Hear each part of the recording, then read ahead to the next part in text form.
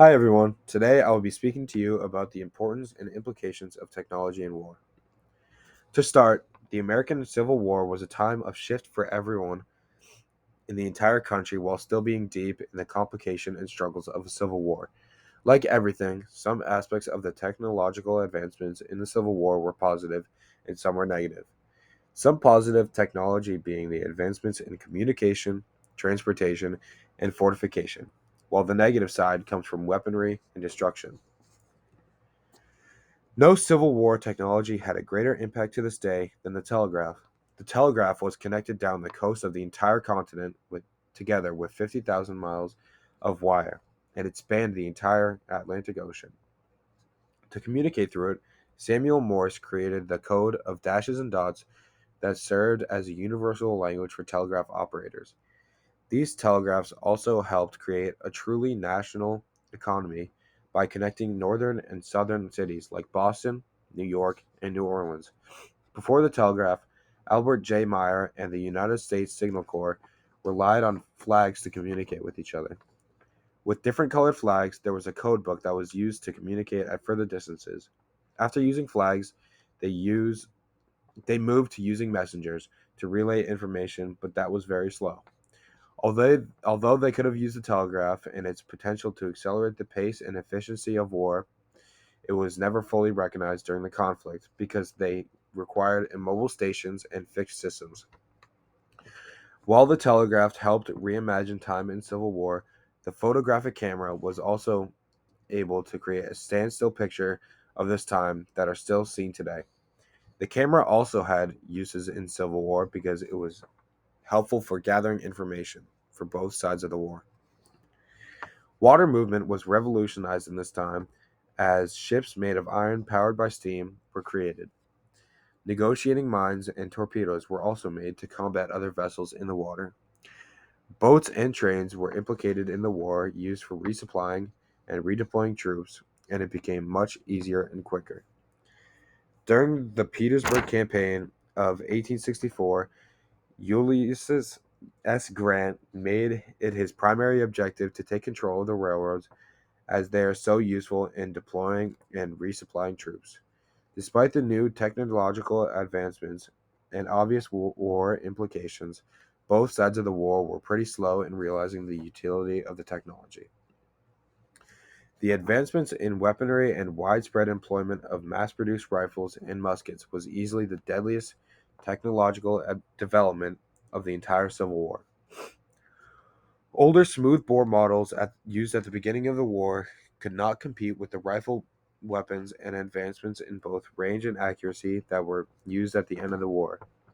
The rifle weapons did not come from the Civil War, but they actually came from the French when they introduced the mini ball, which was a cone-shaped lead projectile that was cheap to produce and gave soldiers a reliable method of delivering accurate fire with consistency.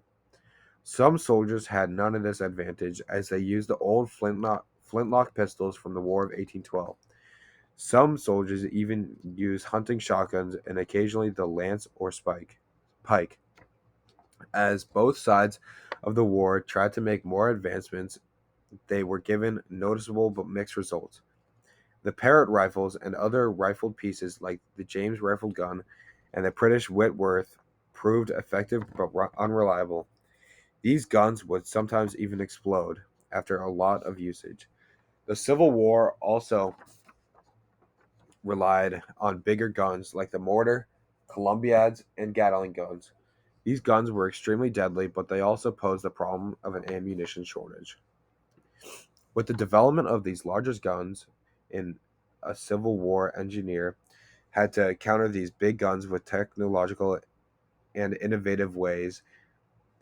The keys that they quickly learned was not to build bigger or stronger fortifications, but instead to adapt to already existing structures to be able to absorb fire. For example, on the coastal defense, they adapted the fortifications that were already used in the War of 1812 and they reinforced the structures with sand or dirt to help resist weapons. Unlike what many people think, the Civil War never really turned into trench war. Both armies relied on human built fortifications in large fields. While field fortification was a big focus of the war, It proved pretty invaluable when trying to defeat the enemy's army's superior firepower. The technology of destruction was not only limited to land, but also largely at sea and on America's river networks.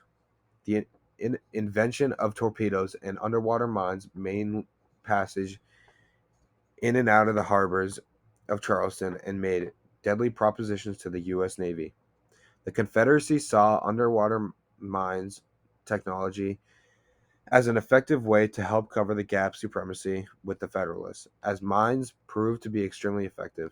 Torpedoes were also an effective way to destroy enemy ships and fortifications.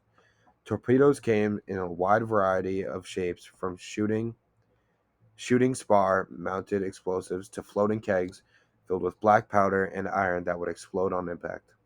Confederates were also big in making advancements in submarine technology.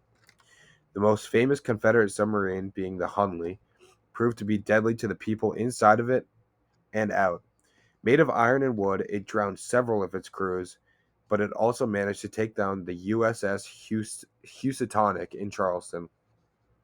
The most effective boat being the ironclads. These were big steam powered boats that were coated in iron, making them very strong. Although they were slow, getting up to a speed about 4 knots, they were effective at defeating coastal fortification. As advancements in technology increases, a war efficiency and destructiveness also does. It raises both what's at risk and the cost involved. And I think it's important to learn because it can help future wars knowing that what works and what doesn't.